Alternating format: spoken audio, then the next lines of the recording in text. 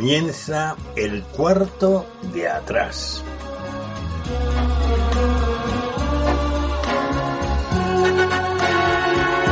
El cuarto de atrás es un tiempo para conversar entre amigos acerca de temas que nos importan. No pretendemos dar sentencias ni valoraciones especializadas, sino aportar las opiniones de personas como tú que se detienen a pensar en asuntos importantes que ocurren en nuestro mundo. El cuarto de atrás abre sus puertas durante una hora para tratar temas de actualidad desde una perspectiva diferente, la mayoría de las veces en tertulia, aunque de vez en cuando también entramos en un tiempo más íntimo y en vez de tertulia es una entrevista. En todo caso, nuestro acercamiento a la actualidad procuramos siempre que sea en perspectiva cristiana, porque esta es una emisora cristiana. Acompañamos el tiempo del cuarto de atrás, o más bien lo sazonamos con 2 o 3 breves pizcas de adobo musical. Preferimos temas de la gran música, también llamada clásica, aunque de vez en cuando escuchamos música de otros estilos y épocas, pero música que agrada escuchar, que motiva,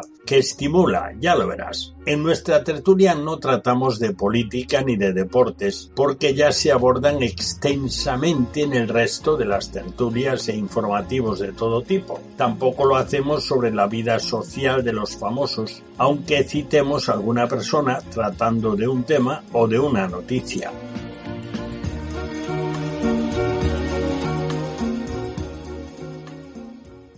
Bienvenidos al cuarto de atrás verano. Ya sabes, durante el verano el tipo de cuarto de atrás es distinto que durante los meses no verano, aunque ahora estos veranos se están alargando, pero en todo caso, desde octubre hasta junio, el cuarto de atrás es casi siempre una tertulia sobre temas de actualidad. Y durante el resto de los meses, julio, agosto y septiembre en este caso, pues el cuarto de atrás es preferentemente entrevistas. También hay programas monográficos, por ejemplo, de música y de algún otro tema. Hoy tenemos en el cuarto de atrás verano a una interlocutora con una historia personal apasionante. Se trata de Flor Lago San León. Flor para los amigos. Bienvenida, Flor. Hola, buenos días, muchas gracias. Flor ha dedicado su vida a la música como cantante profesional. Compartirá con nosotros aspectos curiosos y emocionales de su paso por auditorios en muchos países y también nos asomaremos un poquito a su vida privada porque tiene experiencias que nos importan. Pero antes de iniciar nuestra conversación, como hacemos habitualmente en el cuarto de atrás, presentamos nuestras consabidas, así le llamamos, 3 pizcas de adobo musical y escucharemos la primera.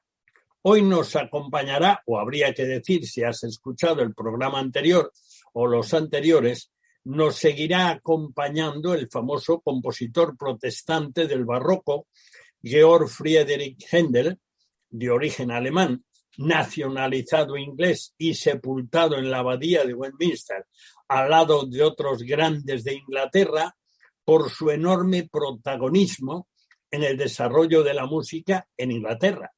Escucharemos de Händel 3 temas de sus llamadas antífonas de la coronación, una composición musical para coro y orquesta, basada en temas bíblicos, creada el año 1727 para la coronación del rey Jorge II de Inglaterra, quien era de origen alemán, como Händel.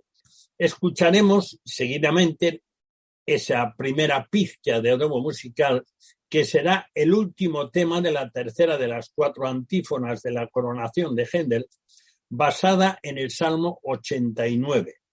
Se trata de un aleluya que, claro, como te sonará mucho el aleluya del Mesías, no tiene nada que ver. En este caso no tiene nada que ver, excepto que aleluya, que significa alabad a Yahvé.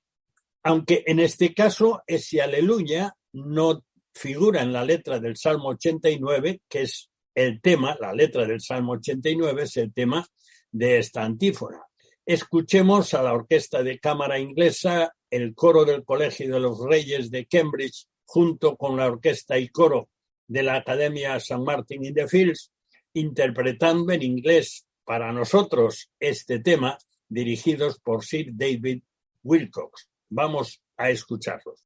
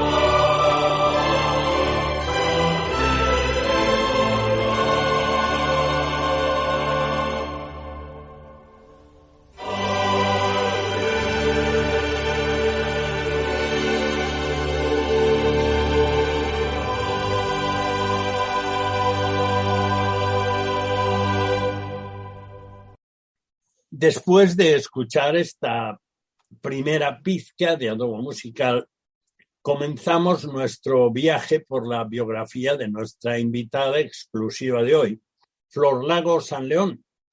Y nos quedamos de nuevo, como al principio, con Flor, que es como la tratamos desde que la conocemos y la tratan todos los cercanos. Así que vamos a empezar por el principio, como se debe de comenzar siempre. Entonces, cuéntanos algo, Flor, de tu origen familiar y de la influencia del resto de tu vida, en el resto de tu vida, a causa de ese origen familiar. Cuéntanos algo. Bueno, pues yo vengo de una tradición cristiana, protestante, ya mis bisabuelos por ambas partes, por parte de mi madre, por parte de mi padre. Ya los bisabuelos ya eran cristianos y yo me he criado en un ambiente familiar pues con unos valores cristianos y mis antepasados no lo pasaron tan bien, pero lucharon por el Evangelio y eso pues me hace, la verdad, siempre me he sentido orgullosa de esa fe que en un día pues yo también la hice mía, ¿no? Mis recuerdos de la infancia pues son muy bonitos. Me viene a la mente sobre todo aquí en Galicia, en Aguiño, donde yo nací, pues venir a la casa del abuelo y de la tía, con mis primos, o por parte de mi madre ya en Valladolid también con mis primos, la bisabuela, o incluso en Madrid también con los hijos del hermano de mi madre, las navidades en la iglesia, siempre alrededor de la iglesia y las actividades que ésta tenía. Los campamentos también tienen una influencia en mí tremenda. Te recuerdo con mucho cariño los campamentos de Villar y los campamentos de Castiñeiras, donde yo ahí hice mío la invitación del Evangelio. Descríbenos un poquito para los que no lo conocen y a lo mejor estamos aquí lanzando una proclama turística. Descríbenos un poquito Aguiño, porque eso es una belleza. Bueno, Aguiño es maravilloso. Yo siempre que tengo que ir a Madrid tengo una morriña tremenda. Es el último cabo, ¿no?, de la ría de Arosa. Es un pueblecito pequeñito, pesquero, pero aquí la iglesia protestante tiene una tradición de más de 100 años. Una iglesia que curiosamente también mi bisabuelo y abuelo construyeron porque eran canteros. Y entre otras personas construyeron la iglesia. Entonces, las raíces aquí son profundas. En esta casa que mantenemos de la familia, pues nació mi padre, nací yo aquí también, porque yo me trasladé pues con año y pico a Madrid, donde se fueron mis padres para allá, y ya mis hermanos, el resto de mis hermanos ya nacieron en Madrid. Bueno, o sea que digamos que dejaste Galicia, dejaste Aguiño, ese lugar tan hermoso de la ría de Arosa o de Arousa, como se dice ahora, esa ría que es la mayor de las rías bajas, la de más extensión y desde luego de una belleza singular. Y yo no sé cuántos establecimientos turísticos hay en Aguiño, pero lo que sí sé es que los que van por ahí una vez quedan enamorados de ese trocito de costa. Ahora vamos a seguir avanzando un poco por tu vida, aunque a lo mejor tú recuerdas ahora de una forma personal y particular alguna anécdota de tu niñez. ¿Recuerdas algo que te haya dejado muy marcada? Algo familiar, algo de donde sea, algo que sea llamativo para ti y que guardaste en tu corazón.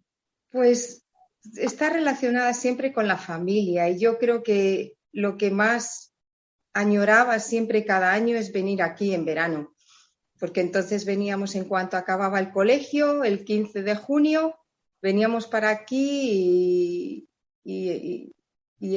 para Galicia, para Aguiño, y con mis hermanos pasábamos aquí todo el verano, y lo que recuerdo es que mi abuelo me llevaba a pescar porque, claro, mi hermano, el chico, era más pequeño, entonces yo hacía de hermano mayor, hermana mayor y de todo, y madrugaba y me llevaba ahí para pescar muy pronto, de madrugada, y yo le preparaba los cebos ahí machacando los mejillones y los erizos con una piedra contra la roca, y volvíamos con el cubito con la pesca. Eso me gustaba mucho. Bueno, en caso de necesidad, en caso de tener que supervivir al lado del mar sin ningún lugar donde proveerte de alimentos, aún te defenderías. Pues sí, entre mar y la huertecilla se sobrevive, eso es, sí. Pues mucho mejor que la ciudad, ya lo creo. ¿Cómo fue tu formación académica en general? Mi vida se divide como en dos partes. Aunque es verdad que mi madre ella era organista y nos educó a los 4 en la música, solo yo al final continué de manera profesional. Pero yo en mis estudios después del bachiller hice trabajo social y trabajé por un mes solo en el hospital, porque justo los estudios entonces se llamaba asistente social, se hacían universitarios, y me contrató la universidad como profesora y estuve allí un año. Pero mi vida dio un vuelco de 180 grados, porque aunque ya andaba en coros amateur como el coro del Ateneo de Madrid y siempre había tenido conexión con la música, pues desde los 14 años ya estaba también en el coro de la iglesia, mi madre ayudaba allí, tocaba, ensayaba las voces, pero en ese momento, en otoño del 1984, se crea el coro de la Comunidad de Madrid. Y los mismos compañeros del Ateneo, como yo sabía leer música, me animaron a presentarme. Y bueno, pues me presenté a la oposición, la pasé, y de ser trabajadora social, pues pasé a dedicarme a la música, porque era un coro, bueno, entonces semiprofesional, porque teníamos una beca mensual muy pequeñita por 10 meses y todos los septiembres había que renovar esa beca. Y así estuve por 6 años hasta que tuvimos una relación laboral. Luchamos mucho para conseguir esta posición. Yo estaba en la primera junta directiva del coro, elaboramos los primeros estatutos y bueno, se trabajó duro. Era un coro que ensayaba pues todos los días, 3 horas y media, más todos los conciertos y bueno, el coro hoy en día tiene un prestigio pues internacional, es un coro importante. Hacemos un alto en tu vida laboral porque de eso vamos a hablar más, ya que hay mucho material ahí. Pero muy bien, retrocedemos un poquito. ¿Cómo fue tu conversión personal a Cristo? Esto lo mencionamos siempre en las entrevistas porque nos gusta recordar, dejar claro, esto es algo que para cualquier cristiano que conozca los evangelios y las cartas apostólicas y el resto de la Biblia sabe perfectamente que esto de la conversión, de la relación personal con Dios es algo, eso, personal. No es algo que se hereda por familia o porque te juntas con aquel grupo, sino que es algo personal. Entonces, ¿en qué momento y cómo fue tu propia conversión personal a Cristo? muy bien, pues también volvemos a las raíces gallegas, porque aquí nací físicamente en medio de un temporal en febrero, en el año 60, y en el año 69, un verano, aquí también en los campamentos de Castiñeiras, pues yo me di cuenta de lo que tú acabas de decir, que no es por herencia. Yo sentí que el mensaje iba dirigido a mí, que necesitaba de un salvador personal.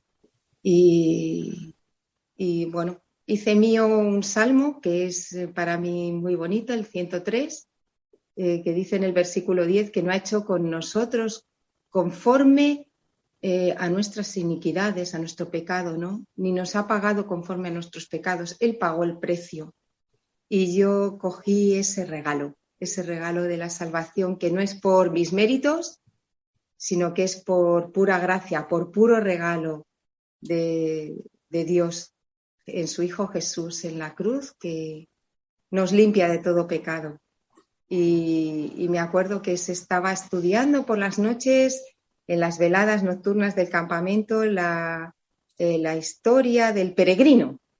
Y bueno, me impactó muchísimo y decidí seguir a Jesús en ese momento. Tenía 9 años, sí, en el 69. Es importante recordar que El Peregrino es una obra famosísima, una obra de un cristiano llamado Juan Bunyan, una obra que, digamos que relata simbólicamente cómo es la vida de un cristiano o cómo es la vida de alguien que no era cristiano y que llega a ser cristiano, que experimenta lo que Flor decía, esa conversión personal a Jesucristo y su vida cambia, pero a lo largo de su vida hay situaciones, algunas difíciles, otras dramáticas y otras pues mucho más llevaderas y algunas maravillosas. Es decir, la vida real de un cristiano a lo largo de su vida. Eso es El Peregrino y es un libro que ha tenido un enorme éxito y se ha hecho incluso varias versiones de películas y es un libro que yo también he sido impactado por ese libro en mi niñez. Así que, por lo tanto, lo seguimos recomendando, que creo que todavía se puede conseguir y ya sabes, yendo a eso que algunos llaman San Internet, pues por algún sitio andará el dichoso libro del peregrino o El progreso del peregrino, que es como habitualmente se le titula. Bueno, y volvemos a tu vida laboral. En este caso, una vida laboral que va, digamos que entremezclada con tu condición de creyente cristiana. Es decir, que eso ya no es lo mismo a la hora de tu trabajo. Pero bueno, en todo caso, ¿cómo fue tu vida laboral en el coro de la Comunidad de Madrid? Porque ahí ha habido, pues, sin duda alguna, muchísimas experiencias, muchos viajes y, bueno, nos gustaría viajar contigo durante un rato en ese tiempo, que para eso estamos haciendo esta entrevista. En primer lugar, hay algo que, por lo que tú has medio apuntado al principio, ha habido muchos viajes. Y esos viajes, ¿a dónde? Viajes a Portugal, a Francia, a Inglaterra, a Italia, así en general, ¿eh? Bueno, pues la verdad es que me siento privilegiada porque he podido unir mis pasiones. Dos de ellas, la música y los viajes. Me encanta viajar. Y hemos viajado por todo el mundo. Hemos viajado a América, pues a México, Brasil, Argentina. Hemos viajado por Europa. Hemos viajado hasta China. He ido 3 veces. A Japón, a Omán, un país árabe. Fue muy interesante estar allí también. En fin, como anécdota os puedo contar una. Era curioso porque yo siempre llevo mucha gente a los conciertos y a veces en el sitio más insospechado siempre encontraba pues algún cristiano o me reunía en alguna iglesia, aunque no les conociese, pues encontraba alguna iglesia donde asistir. Y me decían mis compañeros que no había problema, que en cualquier sitio o a cualquier sitio donde fuésemos siempre habría algún feligrés de flor que vendría al concierto. Y es muy bonita esa relación porque es verdad, la Iglesia es universal y tenemos hermanos en todo el mundo. Y efectivamente, en cualquier país yo podía entrar en una iglesia y sentirme familia. Y eso ha sido muy bonito. Y he tenido muy buenos compañeros en el coro, he hecho amistades muy buenas y aunque ya me he jubilado, me jubilé en el 20, que justamente llegó estando en lo peor del COVID, llegó mi jubilación en abril del 20, empezando a superar el COVID porque estuve muy grave. Y no sabía cuando solicité la jubilación en febrero, no sabía lo que venía al mes siguiente. Y la verdad, el Señor yo creo que preparó todo en el momento adecuado. Y estuve 36 años trabajando en el coro. Ahora, el cantar en un coro que tiene proyección internacional, aparte de que muchas de las grandes obras de coral son obras en otras lenguas, ¿eso qué dificultad supone? Porque habrás cantado, me imagino, en latín, en inglés, en alemán, en italiano. ¿Eso qué dificultad supone para cantar? Pues mira, realmente no la supone, porque en el año 84, cuando yo entré en el coro de la Comunidad de Madrid, entré también en la Escuela Superior de Canto. Ahí estuve 7 años formándome. Y en la Escuela Superior de Canto te preparan para el escenario. Entonces, no solo tienes estudios de lectura de música, que yo ya los tenía, y de canto, obviamente, sino también tienes muchas asignaturas que van parejas. Tienes fonética y aprendes los signos fonéticos de manera que tú puedes cantar, puedes leer en cualquier idioma. Aunque no lo entiendas, tú puedes cantar en ruso y te entiende un público ruso, porque tenemos la transcripción fonética. Entonces, teniendo esos signos fonéticos, tú puedes cantar cualquier cosa y te entiendes. Hemos cantado en chino, hemos cantado en ruso, en polaco, en checo, y con la dicción fonética, pues tú puedes cantar en cualquier idioma. O sea que esto es otra clase de alfabeto.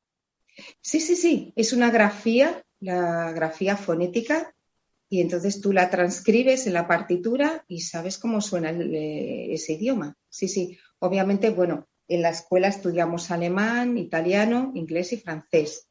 Se canta mucho en alemán, Ujú, en latín y en italiano. Es el ujú. idioma por excelencia del arte, ¿no? ¿Cómo fue tú mencionaste antes que en alguna ocasión estuviste en China, más de una ocasión, creo que dijiste 3, 3 veces. y también estuviste en Japón. Y Sí. para ti digamos, iba a decir choque, pero no. Bueno, el estar en la sociedad china durante unos días por causa de un concierto, varios conciertos, eso, ¿cómo fue para ti? ¿Cómo viste tú aquel mundo tan alejado del nuestro, a tanta distancia, no solo física, sino cultural también? ¿Cómo lo viste tú? ¿Qué dirías tú de tu entrada en China y de conocer a los chinos y la China? Bueno, a mí me encanta viajar y procuro adaptarme al lugar cada vez que voy. A mí no me cuesta adaptarme a los sitios. Hay compañeros que a lo mejor pues, sufrían más en cuanto a adaptación de comidas, de sueño, de almohada y todo esto, ¿no?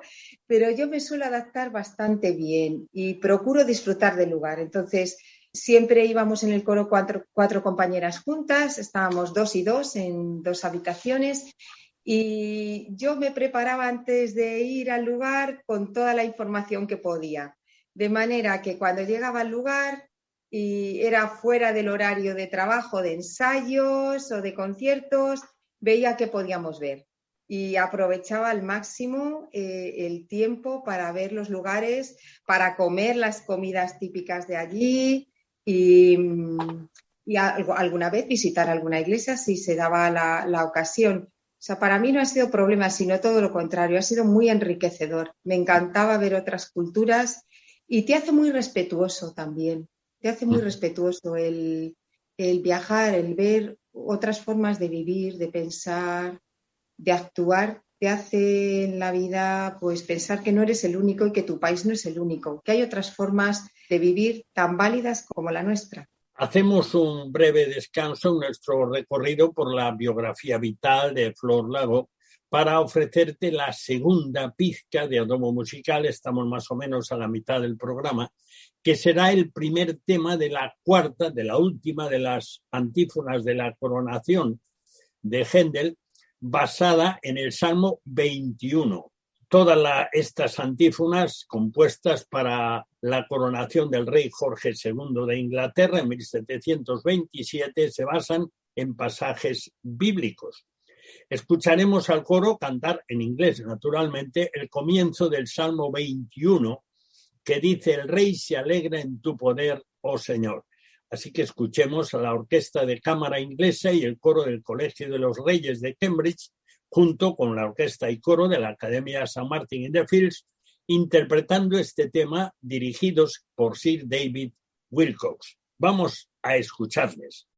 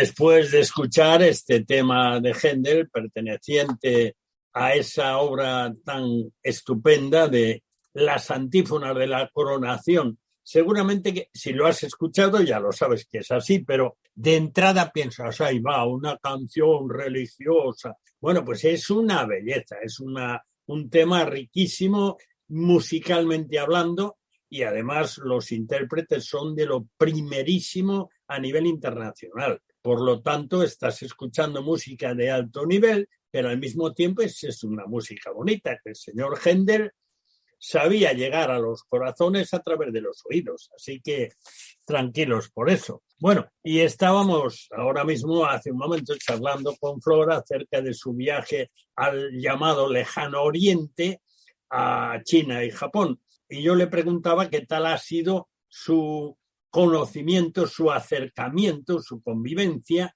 dentro de China, por ejemplo, donde estuvo, creo recordar, 3 veces. Y después de explicarnos que podía cantar en chino, que eso yo sí que no lo conocía, y me ha encantado la fórmula, esa fórmula fonética de poder cantar en otras lenguas sin saber otras lenguas. Bueno, eso para la gente que escucha tiene que ser una gozada. Escuchar en su lengua acerca muchísimo más. Cuando cantasteis en China, no cantabais en chino, o sí cantabais en chino. Bueno, las dos cosas. Llevábamos un programa de zarzuela que les encanta a los chinos. La primera vez que cantamos allí en Pekín, cantamos en un conservatorio y bueno, era un escándalo, hablaban, se fueron callando, se fueron motivando con la canción, con las canciones, las interpretaciones, se iban entusiasmando. Y al final cantamos una canción en chino que es muy entrañable para ellos y, bueno, de pie lloraban. Es muy emocionante cuando ves al público entregado. Sí. Les gusta mucho la zarzuela, de todas maneras les gusta mucho la zarzuela, sí.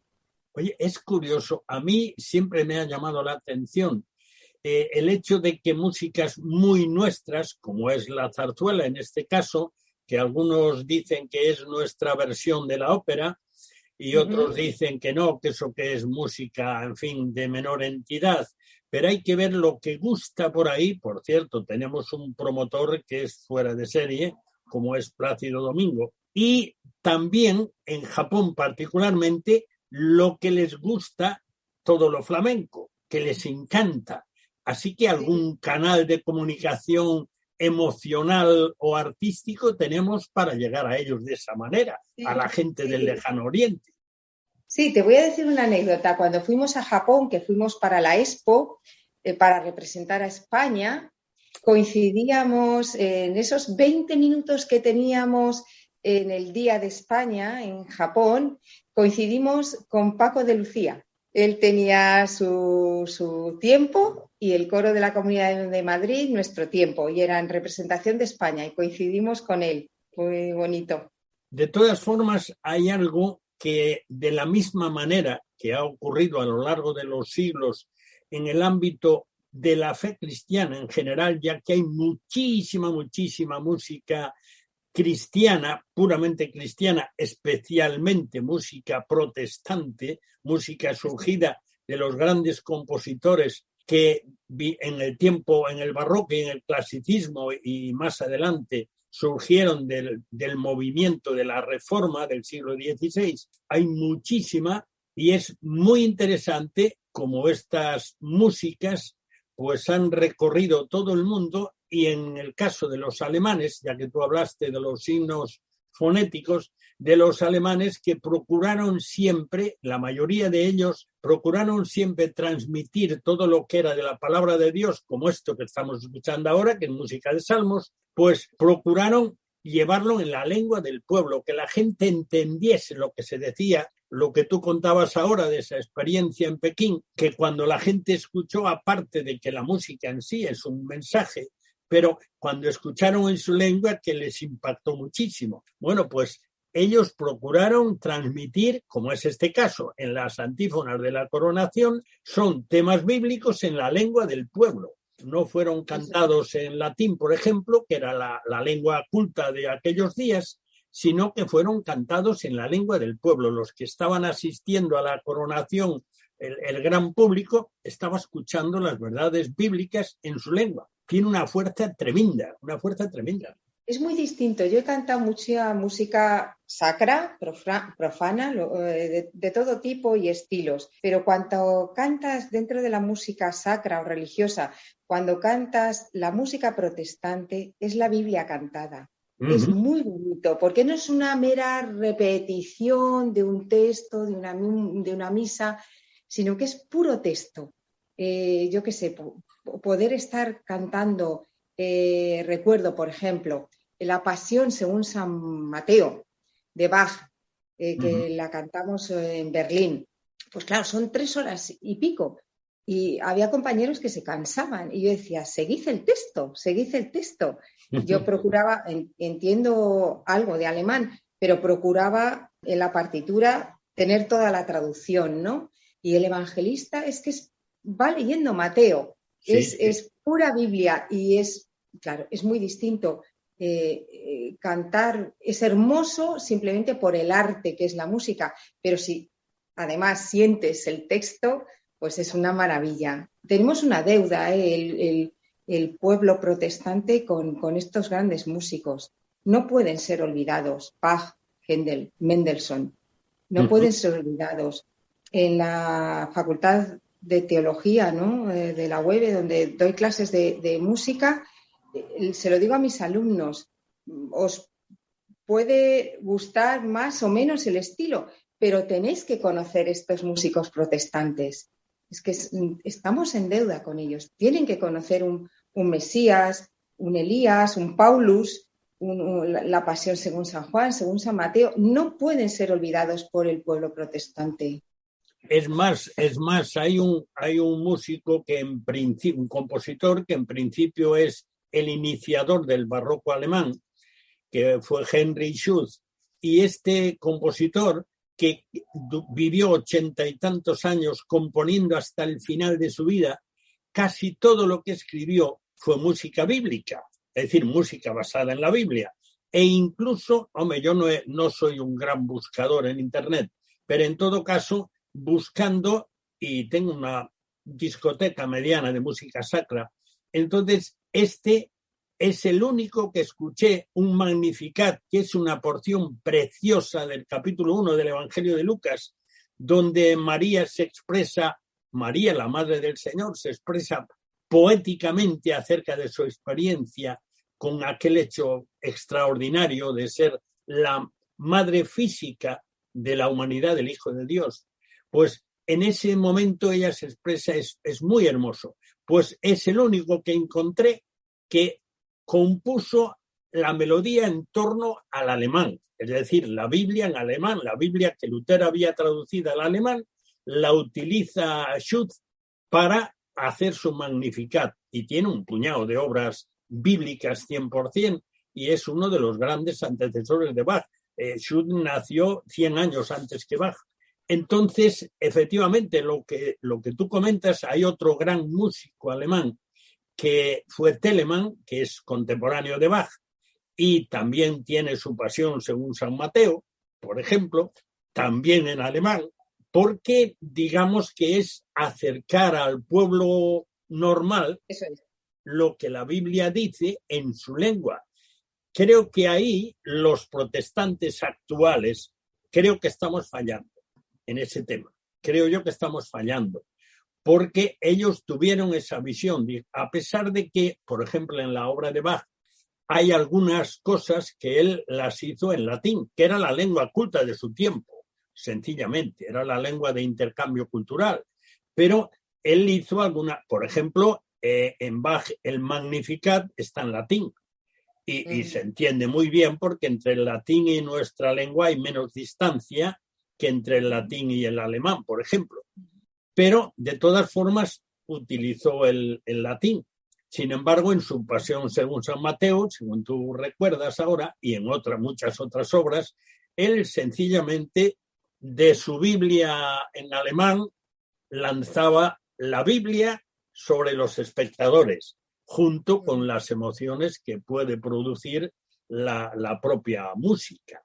Entonces ahí hay algo que a mí me parece interesante y forma parte de tu biografía también, sin duda alguna, y es el hecho de cantar con distintos directores, porque tú has estado al mando de distintos directores en tu trabajo en el coro.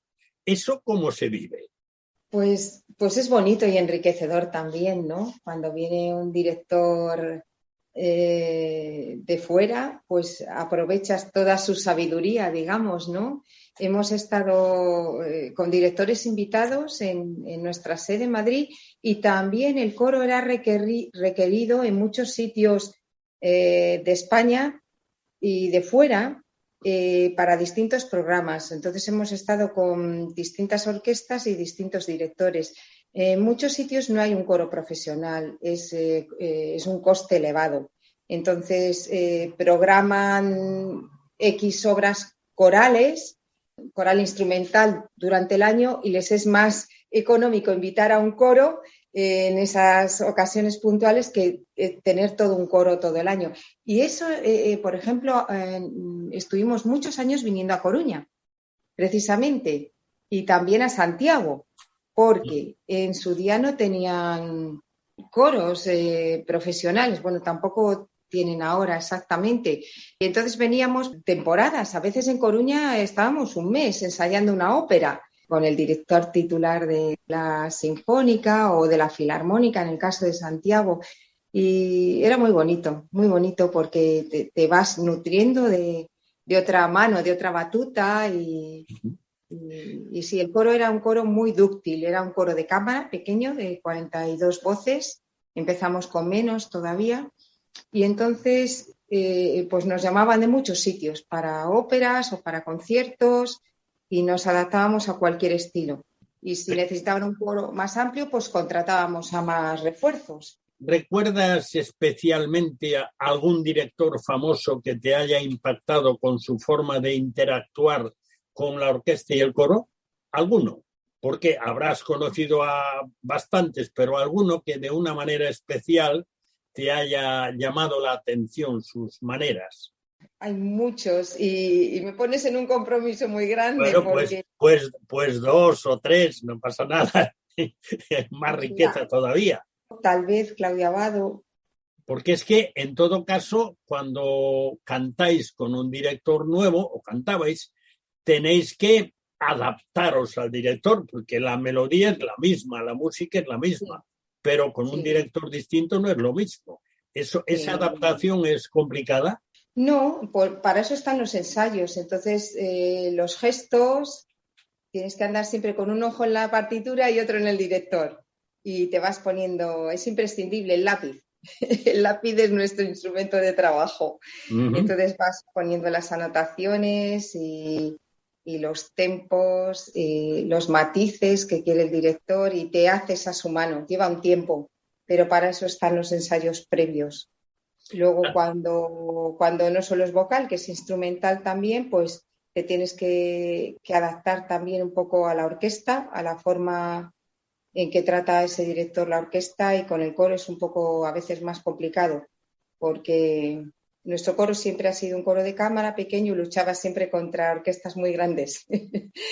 y bueno, pues... tienes que adaptar, cuidarte mucho hasta el momento del estreno, ¿sabes? No puedes dar el 100%, tienes que cuidar la voz. Eso lo aprendes, ir midiendo, ¿no? Midiendo para dar todo en el estreno. Y si son varios días de función, pues más todavía. Es distinto cuando es un programa escenificado, ópera, zarzuela, en escena, que cuando es versión concierto. No tiene nada que ver. Oye, una pregunta, desde tu propia experiencia, ¿qué tiene particularmente la música y en los temas para coro, que son gran parte de Johann Sebastian Bach? ¿Qué tiene su música, aparte del hecho de las letras, pero su música, qué tiene la música de Bach que desde hace tantos años haya llegado a tantas personas, impresionado a tantos y condicionado la forma de componer de muchos y de interpretar de otros? ¿Qué tiene de particular la música de Bach? Te das cuenta, es como en toda rama del arte. puede haber distintos gustos, ¿no? Por los distintos estilos, pero te das cuenta cuando detrás de un cuadro, detrás de una obra de teatro, detrás de un libro, detrás de una partitura, hay una buena obra. Y con Bach, desde el primer compás, te das cuenta que hay una estructura de base, que es una música, por cierto, muy complicada siempre de interpretar. Bach cuesta. Tiene unas fugas que son terribles para los coros y para tocar también. Para los instrumentistas es una música difícil, pero muy bella. Pero te das cuenta, igual que te das cuenta cuando, no en la primera página, en el primer pentagrama te das cuenta de que una mano de un director es buena o no. Apenas tiene que moverse, pero sabes que tiene una precisión casi absoluta. Te das cuenta desde, vamos, al medio minuto que es un buen director. A mí siempre me ha llamado la atención este hombre particular que fue Bach, que por una parte tuvo un interés enorme en transmitir la letra de la Biblia a la gente de a pie, un interés muy grande, pero que compartió con otros compositores protestantes de su época, como fue el caso de Händel, como fue el caso de Telemann y como fue el caso de muchos otros en su época que no han llegado con tanta fuerza hasta nuestros días. Pero siempre me ha impresionado su sentir, porque su música refleja su sentir en relación con la palabra de Dios. Entiendo, en todos ellos, cada uno tiene su estilo particular, ¿no?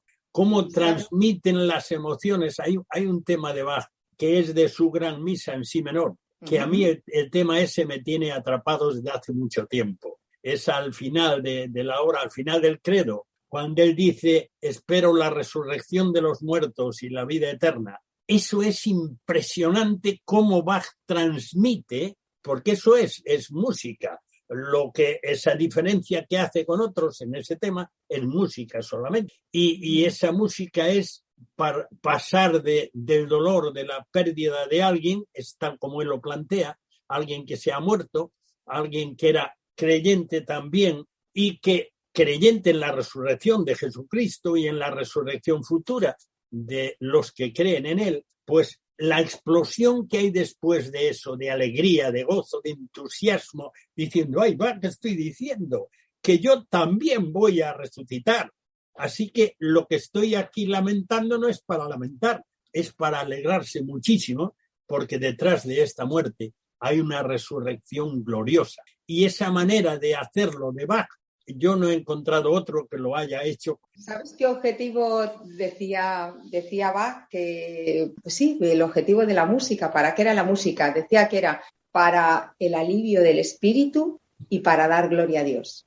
El objetivo de la música, la doble vertiente. Y es verdad, es verdad. Qué buena síntesis, ¿eh? Qué buena síntesis. Sí. De hecho, firmaba muchas veces sus partituras, ¿no? A Dios sea la gloria. Firmaba Son Deo Gloria. Sí, exactamente. Bueno, pues, ¿sabes? Por esas cosas de la vida y por esas cosas del cronómetro, que el cronómetro es un bicho cruel, ¿eh? No nos libera de ninguna manera. Estamos llegando hacia el final de nuestro programa de hoy, de nuestro cuarto de atrás de hoy. Y podríamos extender mucho, pero es que ya, como que ya no da para más. Pero además, durante algún tiempo, en el coro de la Comunidad de Madrid, durante algún tiempo tú cantaste como solista, como contralto. ¿Lo digo bien? Sí. Bueno, todos los que entrábamos en el coro de la Comunidad de Madrid éramos solistas. Y podíamos en cualquier momento que las obras lo requiriesen, podíamos presentarnos para hacerlos solos. Y alguna vez pues he hecho algún solo. Luego he participado en otras cosas como solista, en el proyecto que se hizo del Mesías o del Elías en castellano.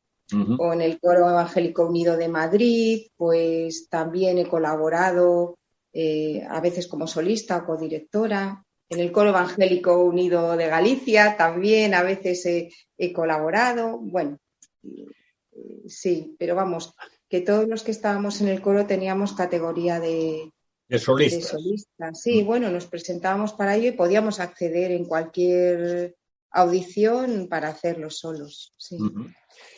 A mí hay algo que tú sabes porque lo hemos hablado más de una vez. A mí hay algo que me corroe por dentro. El hecho de que una parte muy importante, yo no sé si decir la mayor parte, de los grandes compositores, especialmente del barroco, pero también algunos del clasicismo y del romanticismo, fueron compositores protestantes, compositores con fe evangélica, diríamos hoy, en el lenguaje de hoy, pero me valen igual las dos formas de decirlo. ¿Cómo es posible que recogiendo su espíritu y sus partituras no hayamos, los protestantes actuales, no hayamos aprovechado esa música extraordinaria, aunque sean pequeños grupos de cámara, para llevarla en la lengua del pueblo al pueblo? ¿Cómo es posible? ¿Qué ha pasado ahí? ¿Qué brecha hay? Pues la verdad es que yo me hago la misma pregunta. Por eso insisto que por lo menos sea una música no olvidada. No, por desgracia, yo creo que también tiene que ver con el sistema educativo español. No se estudia desde niños como se estudia en otros países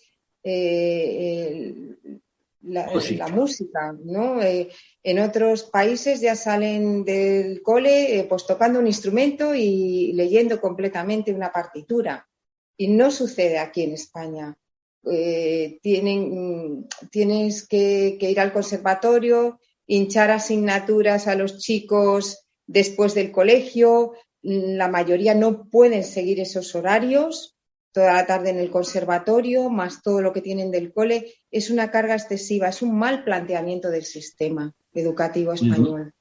Si se estudiase desde la base, como hacen en otros países, en América, en Alemania, todo el mundo sabe tocar un instrumento y leer una partitura, pues podrías tener en los sitios de culto los himnarios con partituras y todo el mundo leería. Lo cual hoy en día pues es imposible en la actualidad en España. Pero bueno, es un capítulo pendiente, por lo menos que se conozca esa música. Esa música no puede ser olvidada. Si no lee todo el mundo, por lo menos tiene que escucharlo y conocerlo. Y eso sí está al alcance de todos porque hay muchísimas grabaciones por medio de muchas orquestas, de muchos coros, especialmente de grandes coros y grandes orquestas, sin duda alguna.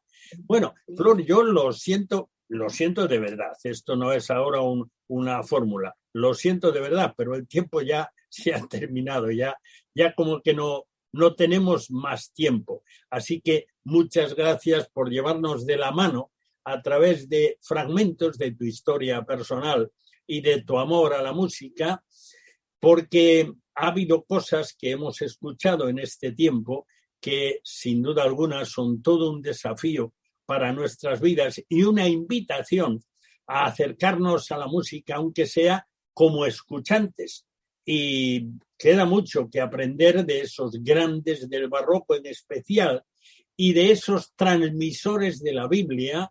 Ahora hay mucha gente que sí sabe inglés y hay mucha buena música bíblica en inglés, pero muy buena. Así que, bueno, pues sintiéndola en el alma, te dejamos por hoy y antes de cerrar la puerta del cuarto de atrás de este día, te ofreceremos el segundo tema de la cuarta de las antífonas de la coronación, de las 4 que Händel compuso basadas en la Biblia para la coronación del rey Jorge II de Inglaterra. Escucharemos al coro cantar en inglés la segunda parte del versículo 1 del Salmo 21, donde dice, y en tu salvación, es decir, en la salvación de Dios, porque la salvación es de Dios, en tu salvación, ¿cómo se goza? Escuchemos, pues, la Orquesta de Cámara Inglesa y el coro del Colegio de los Reyes de Cambridge, junto con la orquesta y coro de la Academia St. Martin in the Fields, interpretando este tema dirigidos por Sir David Wilcox.